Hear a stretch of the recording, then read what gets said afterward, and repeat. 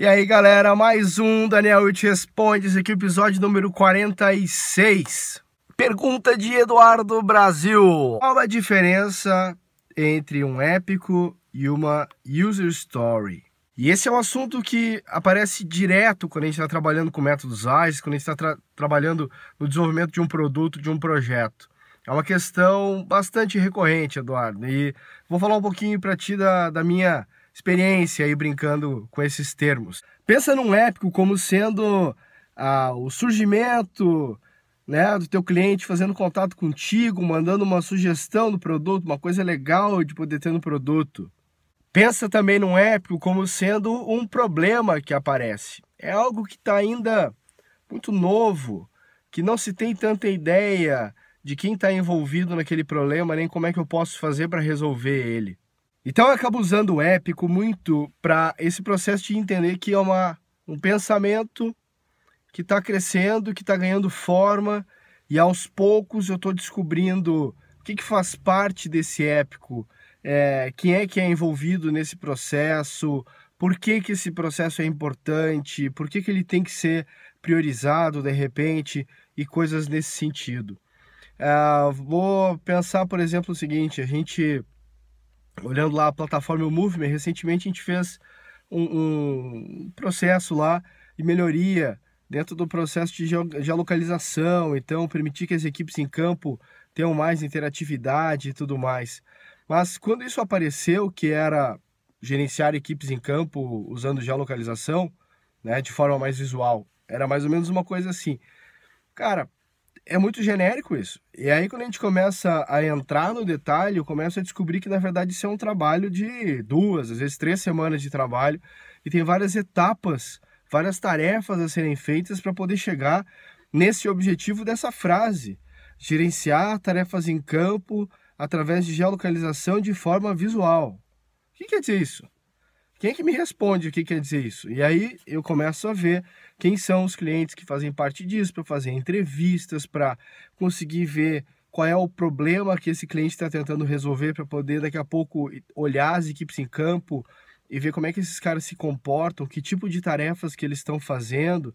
No caso do eMove-me, todas as modelagens, né, de uma solução móvel, toda atividade que é feita, ela tem a seguinte premissa, de que alguém vai fazer alguma coisa em algum lugar.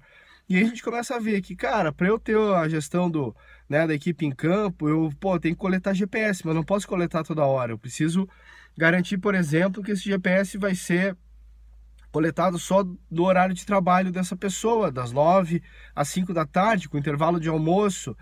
Eu preciso também permitir ter um mapa para que o gestor possa visualizar essa equipe em campo. Ele tem que poder enxergar o que está acontecendo com a equipe e como é que isso está sendo trabalhado. Isso tudo faz parte do contexto desse projeto.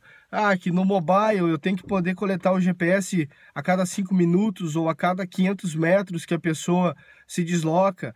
Então começa a entrar um monte de questões que a gente vai descobrindo conforme, né, no melhor contexto lá do cone da incerteza, eu começo a descobrir isso conforme eu converso com as pessoas. E aí eu começo a tirar as incertezas do caminho, começo a entender mais que problema que é esse que realmente eu estou resolvendo. Então você vai olhar lá, esse épico vai se tornar vai se tornar um conjunto de user stories. É uma forma de agrupar, que acaba se tornando um épico. Ele é um agrupador de user stories que pode estar atendendo determinadas áreas de negócio. Atendeu geolocalização, atendeu gestão, atendeu operação de campo. Legal. Atendeu safety do trabalho, porque eu não estou deixando o cara fazer o trabalho dele, ou não estou invadindo a privacidade dele, né, durante esse processo, enfim. E aí tem várias questões que eu começo a olhar para isso. Mas o principal é pensar no cone da incerteza, quer dizer, ao longo do tempo, conforme as conversas que eu tenho, eu vou validando esse conhecimento, né? E da mesma forma também naquele princípio do 3C, né, da User Stories, então cartão, conversação, confirmação. Quer dizer, aos poucos eu vou validando e vou entendendo aonde que eu quero chegar com esse épico. Então pensa no épico como uma história que vai ser desenvolvida e provavelmente, normalmente, ela é quebrada em muitas histórias menores. Às vezes acontece de um épico se tornar uma user story. Acontece às vezes no nosso dia a dia lá da Remove Me também. E aí beleza, ele é colocado lá numa categoria que a gente tem que é tipo mais avulsos, vamos chamar assim, que não está envolvido num projeto, mas é uma demanda que a gente considerou importante. Ele vai ser priorizado e vai ser colocado dentro do fluxo de trabalho da equipe. Ok?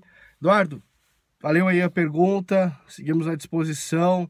E galera, assina o canal aí se você não assina ainda. Se você já assina, divulga esse vídeo aí, manda na tua rede, manda para a empresa, para a galera que está precisando entender que eu não preciso ter todas as respostas na primeira mensagem que um cliente me manda. Aquilo ali é um convite para conversar, é um convite para entender mais qual o problema que a gente está resolvendo. A gente não recebe soluções, nós recebemos problemas e a gente, ao longo do tempo, desenvolve essas soluções, entendendo aí os diferentes contextos que eu tenho, entender qual é o problema que eu estou resolvendo de verdade.